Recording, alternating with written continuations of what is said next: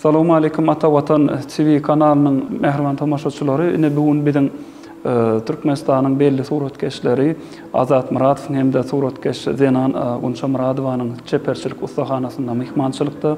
Bu yerde bolmamızın esas sebeplerinin biri yani yakınna 2023 yılın cemi boyunca Kazakistan devletine geçirilen Turan Meta Stil adlı halkara çeperçilik bäýatleşiginiň jemlerini hem de şonu Turan çeperçilik bäýatleşiginiň halkara bayrağının eýesi bolan şu arka görünüşinde duran kartinanyň eýesi bolan awtory yani suratkeş Gunça Muradowanyň eseri ýürüýte bayraga münasip boldy.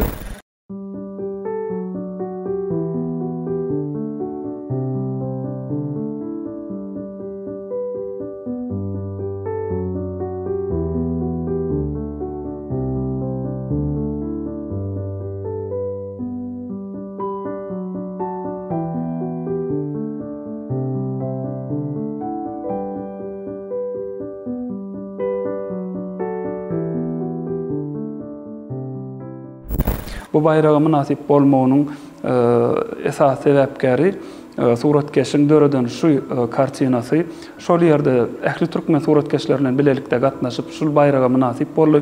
Şol eser hakynda görüň etmekçi bolýar. Şu eseriň ady Alşer Nowai Sultan Süleyman Baykaranyň diwanyna Çyn bilen Ýalanyň arasy adly eserdir.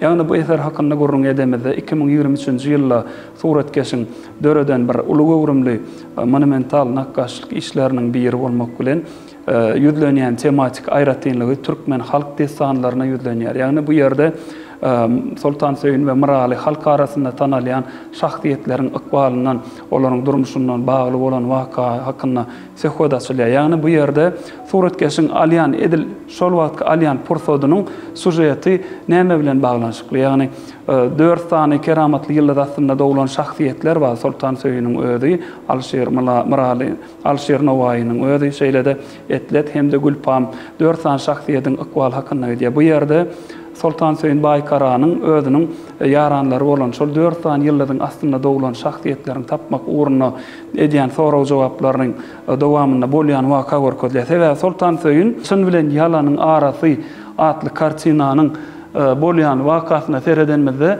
edilik şu wagtky bolýan pursody Sultan Süleyman'yň öz köşküniň howlusynda bolýan waka görkezler. Ýöne bundan öňürti Sultan Süleyman'yň özi şu çopany ýagny Miralyň Alşer Nowai'ny synamak maksady bilen çopan goşunna mihmançylykda bolanna oňa berýän sowallar esasında şonuň akylly çopanyny onuň bir paýhasly adamdygyny görýär. Ondan soň onu öz köşküne mihmançylyga çagyrýar. Şol öz köşküne çagyranna onuň wezir wekilleriniň Sultandan nerazy bolup bir haýsydyr bir çopany öz köşküne çagyryp onuň paýhasyny öz paýhasy bilen deňeşdirýändigini bir öýkel hally bir nägileliklerini görende Sultan öz wezir wekillerine şeýle sowal berýär.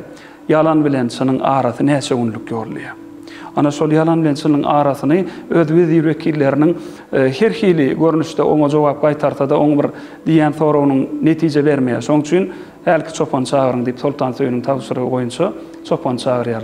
Çopan bärde Alşer Nowai şahsiýet. Ýöne özüniň bir çopan kesbinde görkezmek suratkeş bärde hakykatdan tomoşaça anandyrýar. Onuň bir Sultan bilen çopanyň arasyndaky bolýan wakany anandyrjy beýan edýär. Hakykatdan çopan özüň ilki gezek çopan goşunyny synak görenlerini Sultan Süleyman'yň sultanlığından hem habary ýokdy. Köşke gelende onuň hakykatdan hem sultanlygyny görýär. Hem de Sultan Süleyman öz wezir wekillerine aýdýar. Eger şol soraw men helki çopana berjek diýe. Şonýa soraw dogry jogap bermese zamanyny bermän dardan astyrjak diýe. Onda da soraw berenne 4 barmany ýokary galdyryp duran Alşer Nowai'nyň keşfine eserde görkezilýär. Ýagny Ýalan bilen Çynyň arasy 4 barmakdyr hökümdarym diýe. Sebäbi ol 4 barmak öz ýüzüne goýýar-da göz bilen göreniň Çyn, gulak bilen eşideniň Ýalan diýe. Ýagny eşiden deň bolmaz, gören göz bilen diýip halkyň arasynda bir ajaýyp sözümüz bar. Şoň üçin göz bilen görýän wakaň hakykatdyr hökümdarym diýe, gulak bilen eşideniň Ýalandyr diýe.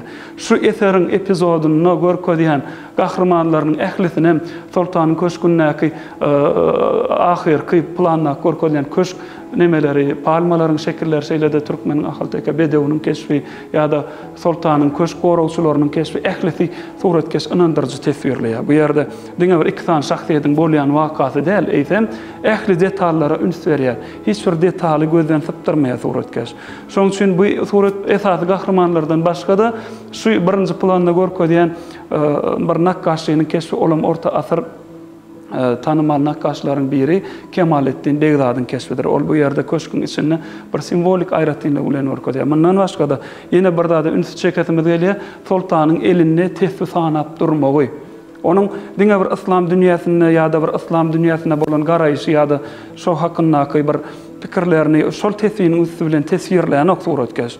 Eýsem onun şol tesbihiniň üstü bilen onun paýhasyny aňly adamdygyny, düşünjeli adamdygyny şol tesbihini nişanlar kökümine goýan bolmagy mümkin.